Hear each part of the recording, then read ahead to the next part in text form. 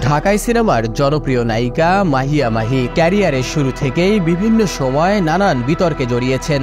ব্যক্তি জীবনের এসব বিতর্কের তোয়াক্কা না করেই নাম লেখান রাজনীতিতে। আওয়ামী লীগের মনোনয়ন না পেয়ে দ্বাদশ সংসদ নির্বাচনে স্বতন্ত্র প্রার্থী হয়ে নির্বাচনে লড়েন। তবে ভোট যুদ্ধে হেরে জামানত হারান মাহি।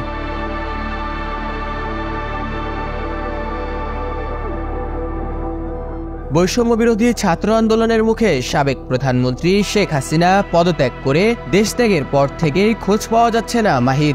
সোশ্যাল মিডিয়ায় নিয়মিত পোস্ট করলেও ফেসবুক মেসেঞ্জার ও ফোন কল তুলছেন না মাহি। শুটিং ফ্লোরেও দেখা নেই তার। এ বিষয়ে সিনেমা সংশ্লিষ্ট অনেকের সঙ্গে যোগাযোগ করা হলেও কেউই খোঁজ দিতে পারেননি মাহির।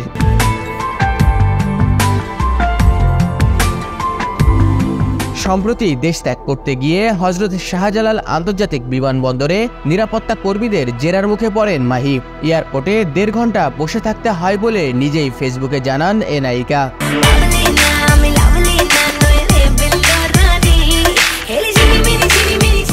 এক ভিডিও বার্তায় মাহিয়া মাহি বলেন, ব্যক্তিগত প্রয়োজনে একদিনের জন্য দেশের বাইরে গিয়েছিলাম।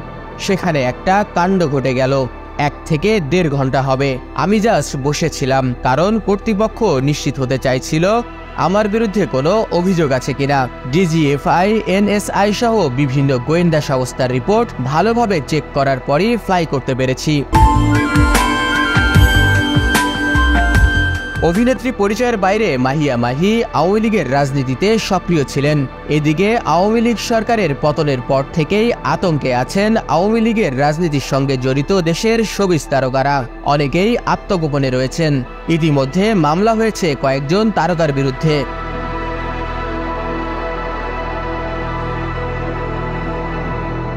নির্বাচনে ভরাডুবির পরপরই দ্বিতীয় সংসারও টেকেনি মাহির। বিয়ের ২.৫ বছরের মাথায় ভেঙে যায় এ সংসার। রাকিবের সাথে এ সংসারে মাহির একটি পুত্র সন্তান রয়েছে। বর্তমানে ছেলে ফারিসকে নিয়ে একাই জীবনযাপন করছেন। রাকিবের সঙ্গে বোঝাপড়া না হওয়ার কারণে বিচ্ছেদ হয়েছে বলেও জানিয়েছিলেন মাহি।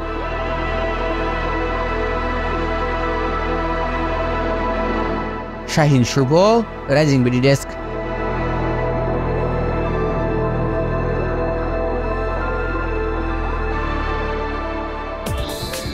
দেশ বিদেশের সর্বশেষ সংবাদ সবার আগে জানতে ক্লিক করুন risingBD.com। প্রতি মুহূর্তের খবর অনলাইনে।